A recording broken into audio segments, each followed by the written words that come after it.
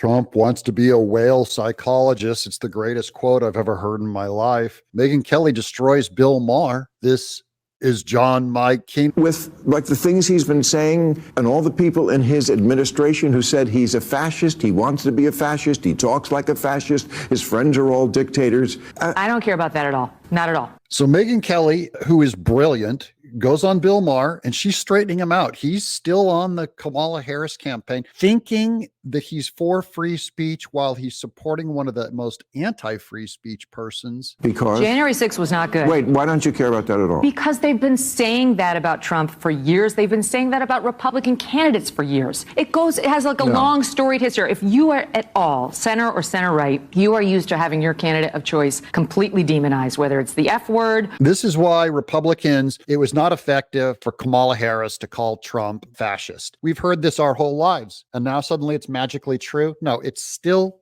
isn't true. Democrats don't understand this. People are going like, why are you so evil to support Trump after what he said? Even Bill Maher said it. He said on day one he'd be a dictator. It's the boy who cried wolf on the left. We've heard it too many times. We're calloused to it. The R word, the misogynist word. They tried to tell us Mitt Romney was a raging sexist because of binders full of women. They tried to tell us John McCain was a raging racist, notwithstanding the fact that he had adopted a daughter from Bangladesh. They've been doing this for every Republican. They get to Trump, and we no longer are listening to them. Yeah, we don't believe them anymore. Here's a graphic from Fox News. Republicans who've been labeled fascist or Hitler: Barry Goldwater, Richard Nixon, Gerald Ford, Ronald Reagan. You know, someone very profoundly once said many years ago that if fascism ever comes to America, it'll come in the name of liberalism. And what is fascism? Fascism is private ownership, private enterprise, but total government control and regulation. Well, isn't this the liberal philosophy? The conservative, so-called, is the one that says less government, get off my back, get out of my pocket, and let me have more control of my own destiny. George Bush, Mitt Romney, Paul Ryan, and Donald Trump. We're all in good company. This is their go-to when you don't have an argument. Trump has incendiary rhetoric, there's no question. But we have 4 years to judge him by, and the country was going pretty well when Trump was in there. So now we're going to get into the economics of the whole thing. Bill Maher does another classic blunder of the left. Unlike the 4 years we've had under these two. If Trump had this economy, and I could go through all the stats, the stock market is through the roof, wages are up. Not as high as it was under Trump. Trump had a more robust economy that was on better footing. Any benefit or good coming from Biden and Harris, the economy succeeds in spite of them. And it's illusory. It's pumped up with fake numbers. The job numbers always have to be adjusted back down because they're trying to, the financial sector is trying to help Kamala Harris win. Well, first of all, Trump inherited somebody else's economy. That's what Barack Obama would like us to do. Well, it's true. Okay. And here it comes. She just now set a trap for him. He's going to get slammed. Really, on day one, everything changed? So just walk me through it. So Trump has Obama to thank for his economy, okay, but Biden can't thank Trump for anything. Okay. You've been hit by. Let's get off this. You've been hit by. Smooth criminal. Ding, she smoked you. He's done. He completely gave up on that one. Surrender. If Trump has to take credit, if his economy is only because of Obama, the natural occurrence is that if Biden's economy is doing well, you have to give credit to Trump. Why would it only work one way? Now, here's RFK Jr.'s campaign manager on the censorship of the left, which truly is fascistic. Is censoring speech on social media, weaponizing the courts to take people of his own party and every single other party off of the ballot. I mean, literally Dean Phillips, Marianne Williamson, Robert Kennedy Jr.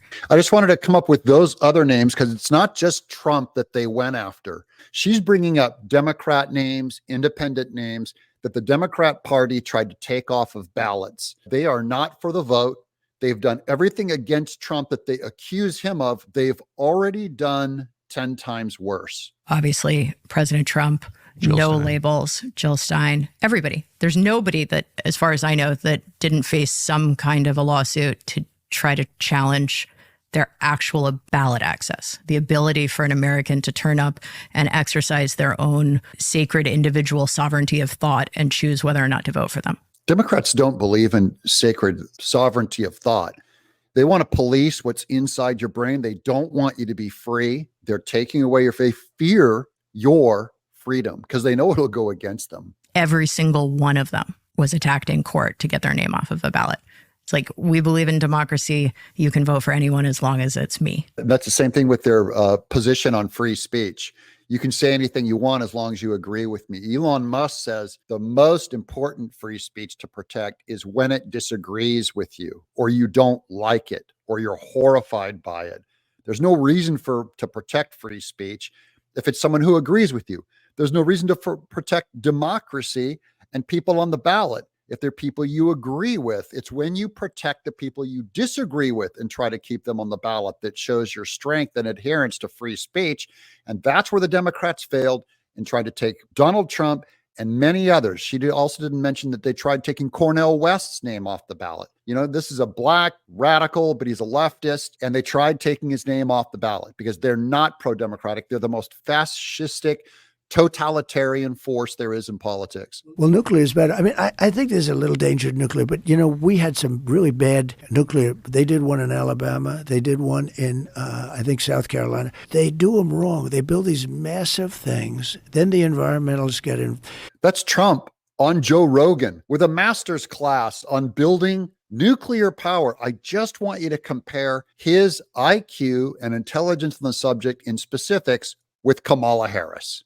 They have hardened concrete. It's number 12 concrete. It's harder than steel. It's incredible. They put up a wall and an inspector comes along and knows, nope, you're a quarter of an inch. The wall might be 8 feet wide. You're a quarter of an inch too short. I'm sorry, you got to rip down the wall. Because it's got to be poured contiguously, right? Specifics on the pouring of concrete. He's specifics on the environmental problems that are preventing it from being built. Yeah, he's very general about it. He can break it down to a language that a third grader can understand, but the actual content is there.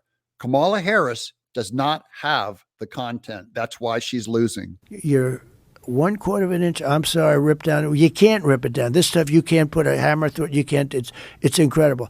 Concrete technology is unbelievable. What's happened? You think of concrete. So you think that's an example of overregulation? Yeah, pointless. No. Well, you have an inspector that comes along and he says, take down a $25 zillion wall. I have no problem with certain environmental concerns. I think it's been overplayed against nuclear power. Nuclear power is our best source of clean energy that would provide enough for America without building wind turbines and covering entire mountainsides with solar panels. These things ended up costing $25 billion, and one of them never got opened. But here's the story. So France does it. France is largely nuclear, and they build small, little, compact plants. And if they need more, they build the same thing, and they hook it up, because they get too big and too complex and too expensive. It is very clean. My brother-in-law is in nuclear power, and he's an environmentalist. Real environmentalists would be for nuclear energy. They're only against it because they're not for actual energy, clean energy. They're about attacking corporations, attacking and buckling all corporations under the liberal mindset. That's what they've done, is they've captured business, and they used green energy policy to do it. What is happening with the whales? I've read about this. Well, they say that the wind drives them crazy. It's a vibration because you have those, those things that 50-story buildings, some of them. Right, and they're 50. Super sensitive to vibrations. They have those, sounds. The wind is rushing, the things are blowing, it's a vibration, and it makes noise. Where Trump is talking about being a whale psychologist. But remember, the greenies they used to be known as, it was famous for save the whales. That was how we made fun of them back in the 80s. Save the whales. And now the whales are dying because of their wind turbines, which you would not need if you had enough nuclear energy. And magically, the environment, the greenies, the pro-animal people do not care because they have to protect their precious windmills. You know what it is? I want to be a whale psychiatrist. It drives the whales frickin' crazy. Yes. And something happens with them. For whatever reason, they're getting washed up on shore, and yet the environmentalists... Conveniently ignored by the environmental people. Yeah, but the environmentalists, they don't talk about it. Remember, the environmentalists made Elon Musk, before he could build his space launches and all that, they made him put ear recordings of seals. There's pictures of seals with earmuffs on. He had to conduct this scientific experiment to prove to them that there was an environmental problem with seals for building his rocket pads, all of his factories. For launching out of Vandenberg in California, they were worried about seal procreation, whether the seals would be dismayed by the sonic booms. Now, there have been a lot of rockets launched out of Vandenberg, and the seal population has steadily increased. So if anything, rocket booms are an aphrodisiac. Nonetheless, we were forced to kidnap a seal, strap it to a board, put headphones on the seal, and play sonic boom sounds to it to see if it would be distressed. And then when it comes to saving the whales, they leave those turbines right up. They do not care. Right. I think there's nothing uglier. I see it in Scotland. I see it all over the world. You have this beautiful valley. It's been there for, in civilization, thousands of years, but millions of years. And all of a sudden you have these ugly windmills. This is my favorite argument. He said the windmills are ugly. Now you might think, oh, that's so pedestrian. But about 20 years ago, I think it was, maybe 15 years ago, I remember hearing a lecture by the greatest conservative philosophical mind, Sir Roger Scruton, who made a case for environmentalism, not from the usual argument over economics, argument over safety. He made the argument from beauty. To try to understand it in all its complexity, to aspects like the love of beauty. That the best environmental argument is to preserve nature's beauty, which of course slips away from all the materialists. The materialists that don't believe in beauty, states of beauty, because they would see it all as just beholden to they relativize it. They say, beauty is, whatever you think it is to your eyes. But the classical mind believed beauty had a transcendent value. It was an absolute truth. It was real, even though you cannot specifically measure. And that's the best reason for environmental policy, is to preserve the beauty of the environment, which windmills does not do. And like now the amazing part is how calm the seal was. Yeah. Because if I was a seal, I'd be like, this is the end. I'm John Mike Keene.